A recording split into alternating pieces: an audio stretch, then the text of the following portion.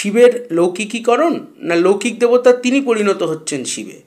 এই বিতর্ক বিতণ্ডা আপাতত একটু সরিয়ে রেখে আমরা আলোচনা করব সুন্দরবনের পশুরক্ষক দেবতা আটেশ্বর সম্পর্কে। আটেশ্বরের সঙ্গে এখন যে ধরনের পূজা আটেশ্বরের আমরা দেখতে পাই তার প্রায় সমস্তটাতেই বেশিরভাগ ক্ষেত্রেই শিবের অবয়বকেই আটেশ্বর হিসাবে পুজো করা হয়। শিবকে একাধারে বলা হচ্ছে পশুপতি, সেই জন্য আবার আটেশ্বরও তিনিও সুন্দরবন অঞ্চলে তৃণভোজী পশু, যেমন গৃহপালিত পশু যেগুলো গরু ছাগল, সেগুলোকে রক্ষা করে থাকেন। সেই জন্য তাদেরকে রক্ষা করার জন্যই মূলত তার পুজো করা হয়।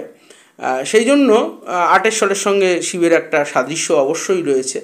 তবে আটেশ্বর হতে পারেন তিনি কোনো বৌদ্ধ সহজ্ঞানী মতের দেবতা, কারণ বহু জায়গাতে এখনও স্তূপকে, যেগুলো অনেকটা বৌদ্ধদের ভোটিভ স্তূপের মতো, সেই স্তূপকে আটেশ্বর হিসাবে পুজো করা হয়। বহু জায়গায় মৎস্যজীবীরা তারা আট মাকালের পুজো করে। আমি মাকাল সম্পর্কে এর আগে আলোচনা করেছি। সেই আট মাকালের সঙ্গেও আটেশ্বর তিনি পূজিত হন। আটেশ্বর পূজার একটা বিশেষ শ্লোক সুন্দরবনে প্রচলিত আছে, সেটি হলো জয় বাবা আটেশ্বর, হুকো ছেড়ে কলকে ধর। কাকদ্বীপে আটেশ্বরের একটি মন্দির দেখতে পাওয়া যায়। তবে অনেক ক্ষেত্রে সেগুলো এখন প্রায় লুপ্তপ্রায় বলা যায়।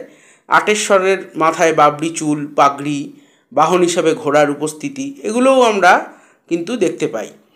এছাড়াও আটেশ্বরকে ক্ষেত্রপাল হিসাবে কোথাও কোথাও পুজো করা হয়, ক্ষেত্রের অধিপতি বা শস্যের অধিপতি দেবতা হিসাবে। তবে আটেশ্বর মূলত গরু ছাগল ইত্যাদি গৃহপালিত পশু তাদের রক্ষক দেবতা, এবং সাধারণত গো বা ছাগলের প্রথম সন্তান হওয়ার পরে প্রথম যে দুগ্ধ উৎপাদিত হয় সেটি আটেশ্বরের উদ্দেশ্যে তারা নিবেদন করে। এছাড়াও কোথাও কোথাও খুব রেয়ার আটেশ্বরকে শিশুরক্ষক দেবতা হিসাবেও পুজো করা হচ্ছে।